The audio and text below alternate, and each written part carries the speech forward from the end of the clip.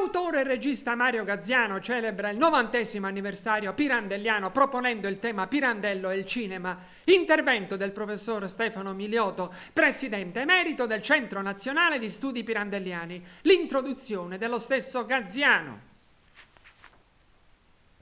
Celebriamo oggi in esclusiva per Teleargas il 90° anniversario pirandelliano, anno 2026. Il Ministero italiano della Cultura ha decretato quest'anno, appunto il 2026, come anno pirandelliano in relazione all'anno della morte di Pirandello, che avviene nel 1936, il 10 di dicembre. Ma le attività del Ministero si diffondono lungo tutto l'arco dell'anno 2026. Noi celebriamo Pirandello con un tema specifico, il cinema e Pirandello, cioè il rapporto tra Pirandello e il cinema, come Pirandello ha vissuto il suo rapporto con l'arte cinematografica e come il cinema ha trattato Pirandello. In realtà però bisogna constatare che la cinematografia internazionale ha dedicato moltissime opere a partire dal 1918 fino agli anni 2000, e ne parleremo. Molte opere di Pirandello sono state recuperate e trattate in cinematografia. Ma già la presenza dei grandi artisti internazionali, da Greta Garbo, La Strada Assoluta, Orson Welles, poi a Marcello Mastroianni, Ugo Tognazzi, Gassman, Claudio Cardinale, Sofia Loren, tutti, Charlton Heston, tutti i grandi artisti internazionali si sono confrontati con l'opera di Pirandello. Noi presentiamo intanto un insert video, la cinematografia e Luigi Pirandello, che abbiamo diffuso in tutto il mondo attraverso la nostra tournée internazionali, da Stoccolma, Oslo, Varsavia, Atene, Malta e poi ancora in Slovenia, fino ad arrivare a Pechino, con questo documento internazionale dedicato al rapporto tra Pirandello e cinema, di immagine e musica, che vi proponiamo immediatamente. Pirandello e la cinematografia internazionale, che io realizzai appunto per la tournée del Pirandello Stabile Festival.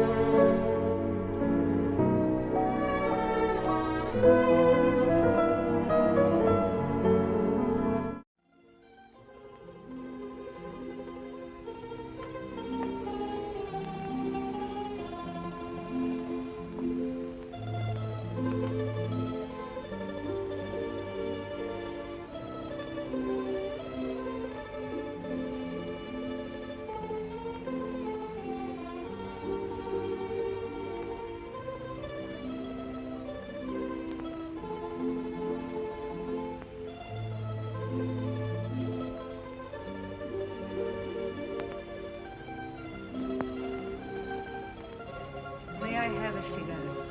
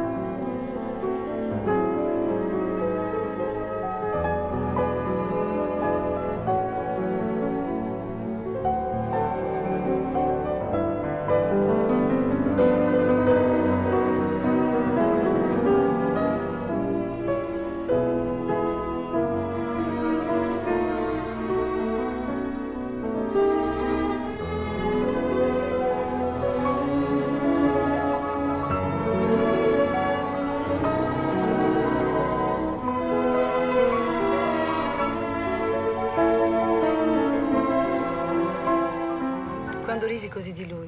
Lo fece anche per paura. Non era come gli altri.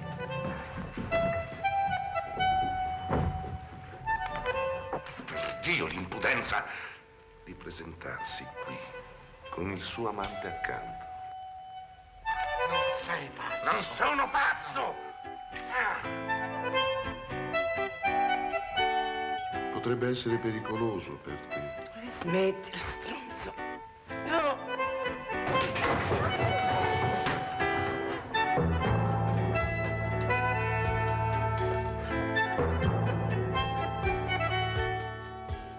Voi dovete implorarmi questo dal Papa, che può distaccarmi da lì e di lasciarmela vivere tutta questa mia povera vita da cui sono escluso. Non si può avere sempre 26 anni.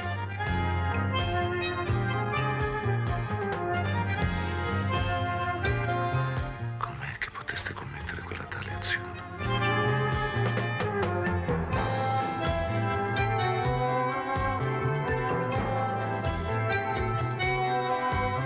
Basta con questa commedia, sei guarito, lo sappiamo. Come è guarito? L'ha confessato lui, da molto tempo. Ma si recitava per ridere alle nostre spalle. Re, pagaci il caffè, perché ti spezzo quell'altro braccio, eh? Fine, dove vai?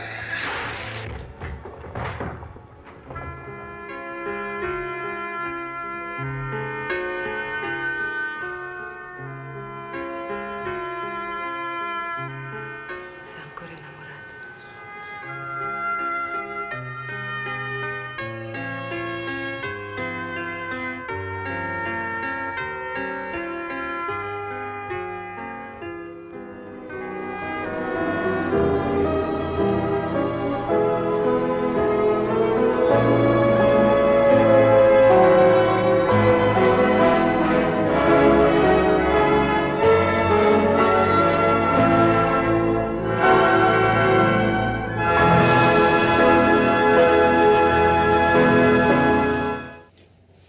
Ho chiesto un importante contributo al professore Stefano Miliotto, scrittore, saggista, ma anche uomo di cinema, sceneggiatore di alcuni film importanti come La sposa era bellissima con Stefania Sandrelli, un successo nazionale e internazionale. Dicevo, ho chiesto al professore Miliotto un contributo specifico su Pirandello e il cinema e i rapporti controversi, contrastanti e poi di soddisfazione generale dello stesso Luigi Pirandello, per quanto poi soffrì moltissimo andando Pirandello a Hollywood cercando di far realizzare una sceneggiatura e dunque un film sui 6 personaggi in cerca d'autore che non andò in porto. Egli si lamentò molto, sottolineando che Hollywood era una grande industria, soprattutto economica, del cinema, ma non certamente attenta ai valori culturali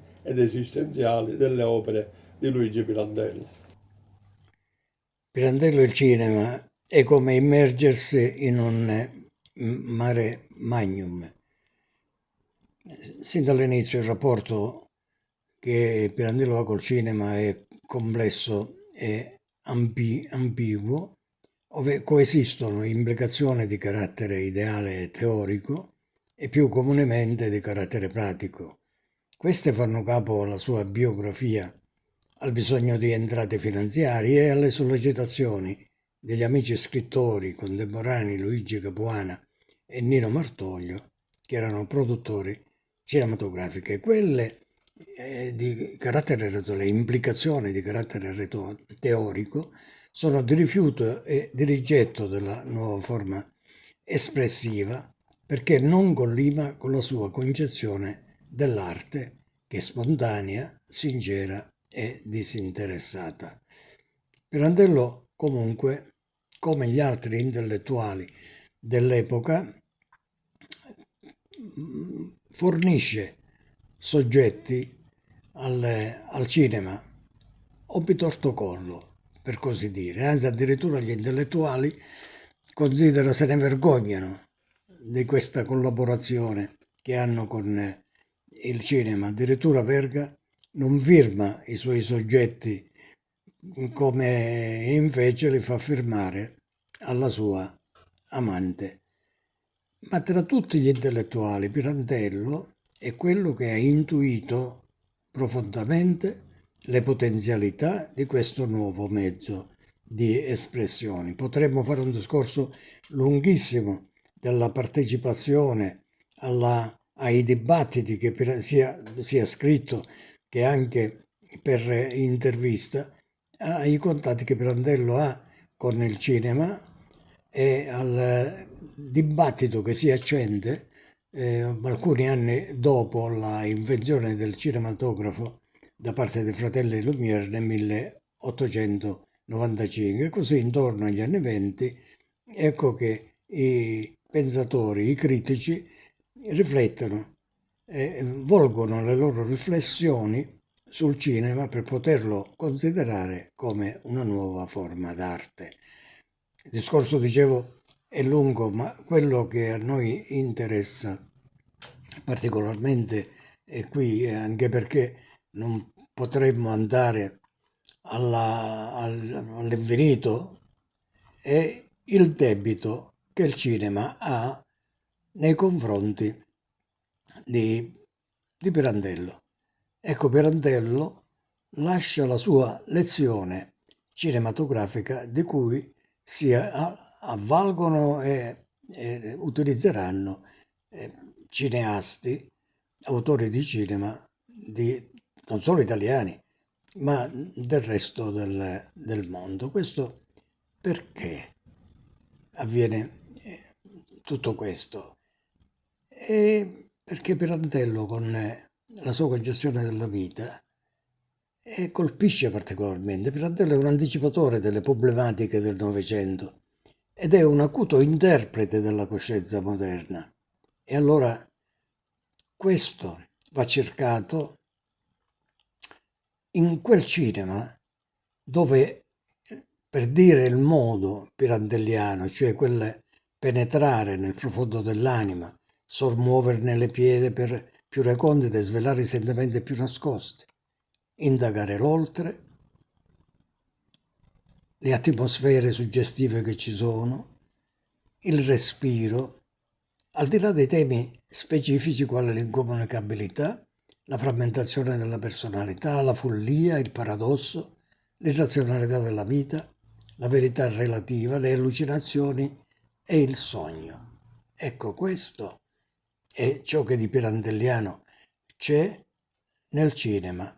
E anche se veramente in questi 50 su per giù film ricavati da opere pirandelliane o ispirate a Pirandello, probabilmente manca il capolavoro. Non ne hanno potuto fare a meno della lezione pirandelliana registi come Fellini o come Antonioni. Fellini ha negato qualsiasi influenza da Pirandello, anzi pone Pirandello come tra gli uomini e gli scrittori che proprio non gli piacciono. Ma quanto di Pirandello c'è in Fellini? Ma vogliamo ricordare un nome importante della cinematografia francese come François Truffaut, che fa una esplicita dichiarazione della dipendenza dallo scrittore agrigentino. Ricordiamo che Effetto Notte non fa altro che mettere e realizzare in film quell'idea pirandelliana espressa da Don Giulio Bragaglia nel 1918, il cinematografo nel cinematografo. Film originalissimo, così lo definisce, riferendosi ai quaderni di Serafino Gubbio,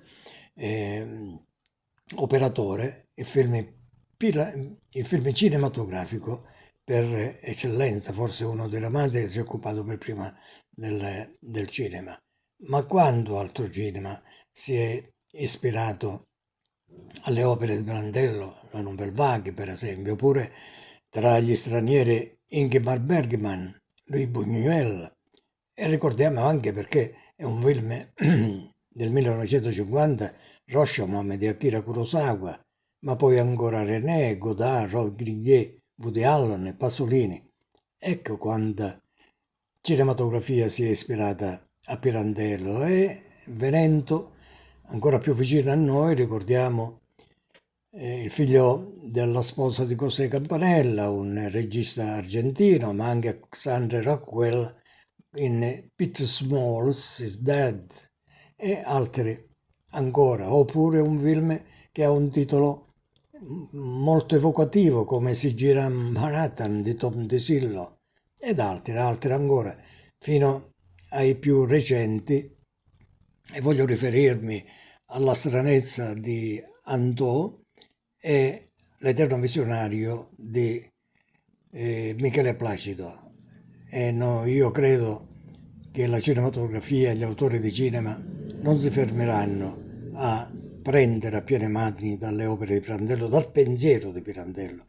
E sono certo che ora, mentre stiamo parlando, c'è chi scrive sicuramente film, sceneggiature o ispirate al grande scrittore agrigentino. Quindi, come dire, Pirandello c'è e Pirandello ci sarà sempre, e voglio dire soprattutto per il cinema. Comunque i film più recenti dedicati all'opera di Pirandello sono particolari. Il primo è La stranezza di Roberto Andò con Servillo e Ficarra e Picone, un film commedia ma molto malinconico sulla figura di Pirandello, che si ispira in qualche modo per i suoi personaggi alle beghe, diciamo, dei teatrandi locali del paese di Girgenti, dove lui è tornato dopo tanti anni, e vedremo un trailer e la nota. Il film più importante degli ultimi anni è sicuramente L'Eterno Visionario di Michele Placido, un film complesso, interessante, dove si sovrappone la parola teatrale alla parola cinematografica. È un film di grande intensità sulla vita personale di Pirandello, sui suoi rapporti con i figli e soprattutto con il doloroso rapporto con la moglie, che purtroppo era malata di mente per tanti anni. Vediamo i trailer e le note. Ampio interesse ad Agrigento alla registrazione di parte del film La stranezza di Roberto Andò su alcuni tratti significativi della vita di Luigi Pirandello, con Toni Servillo, Ficarra e Picone. La nota critica di Mario Gaziano. Ma voi siete Luigi Pirandello, è maestro. Voi, un m'ato visto. Il film La stranezza è in definitiva un'occasione filmica per raccontare non già la vita, quanto il percorso culturale ed umano che condusse Pirandello ad elaborare il suo maggiore capolavoro, 6 personaggi in cerca d'autore. Anche se ci sono dei rimandi, degli accenni alla vita del nobile agrigentino, soprattutto attraverso un raro flashback nel ricordo della pazzia della moglie, rappresentata crudamente, o accenni attraverso foto, interviste, un Pirandello giovane recuperato per il concorso Una novella per Pirandello del Chivanzi Club, o ancora la foto di Antonietta Portolano e poi l'accenno all'Umilia di Sicilia. Andò racconta un Pirandello chiuso su se stesso, piuttosto malinconico, quasi in crisi creativa, ma sempre in cerca di nuovi spunti che si riveleranno in seguito rivoluzionari dal punto di vista drammaturgico. La sceneggiatura si muove su registri diversi, dalla commedia lieve alla conclusiva, suggestiva, narrazione storica esistenziale.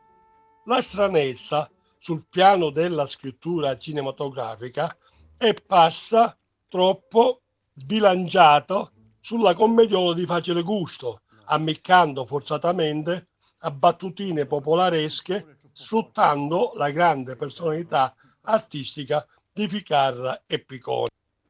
Invece è risultata filmicamente molto pregevole, anche sul piano della regia, la fase finale che racconta l'infausta prima rappresentazione dei 6 personaggi al Teatro Valli di Roma del 1921, opera poi riscattata con grande successo a Milano e poi soprattutto con un enorme successo internazionale a Parigi con la regia di Marcel Hervier.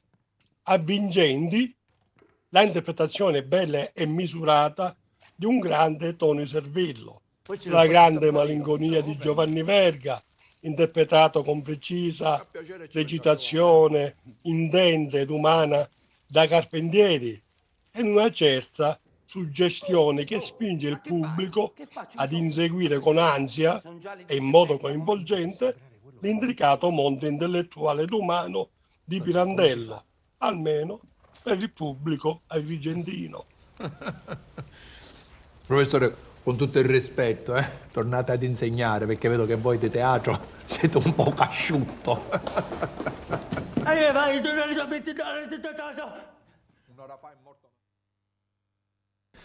E adesso, ancora in riferimento all'anteprima regionale ad Agrigento del film Eterno Visionario, ascoltiamo Mario Gaziano. Presentato in anteprima nazionale al Cinema Concordia di Agrigento il film L'Eterno Visionario di Michele Placido, un'opera coraggiosa e purezza visionaria. Michele Placido sceglie una comunicazione linguistica articolata, sovrapponendo proprio il linguaggio filmico ad un'assoluta scansione della parola teatrale. Sceglie di seguire la traccia più complessa, affidando la narrazione proprio alle infauste e intricate vicende del dramma I 6 personaggi in cerca d'autore, prima dileggiato e poi diventato canone assoluto della riforma teatrale contemporanea. Un film di dramma e sul dramma, personale e familiare, su cui si inabissa l'animo e il codice esistenziale di Luigi Pirandello, per il quale la gloria e il successo non ne riscattano dolori e tormentate vicende. Ispiratosi al biodramma Il gioco delle parti di Matteo Collura, la sceneggiatura a cui aderiscono lo stesso Collura ed il giovane Toni Turpia di Favara, il regista sceglie la strada di un intimismo lacerante e di un memorialismo, come dire, dilaniante tra follia e sofferenza. Dice Pirandello, nelle castiche interpretazioni di Fabrizio Bentivoglio, di avere dentro i fantasmi che diventano demoni, ed è proprio questa la possibile chiave di lettura di un film duro e amaro, sentimentalmente violento ed emotivamente trascinante. E sono le luci e le scenografie soffuse e dimensionate a dare anima e sostanza ad un film che ha origine di intensità emozionale, richiedendo al pubblico una attenzione del cuore, dell'anima e della consapevolezza.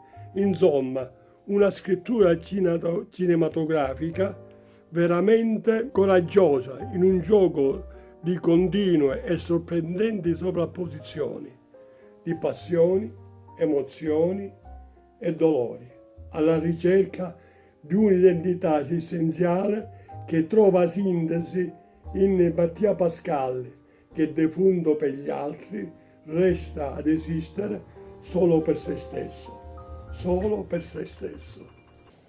Concludiamo dunque questo special sul tema specifico Pirandello e il cinema, i rapporti tra Pirandello e la cinematografia, come la cinematografia ha trattato le opere di Pirandello, con la soddisfazione e l'insoddisfazione dello stesso grande autore agrigentino.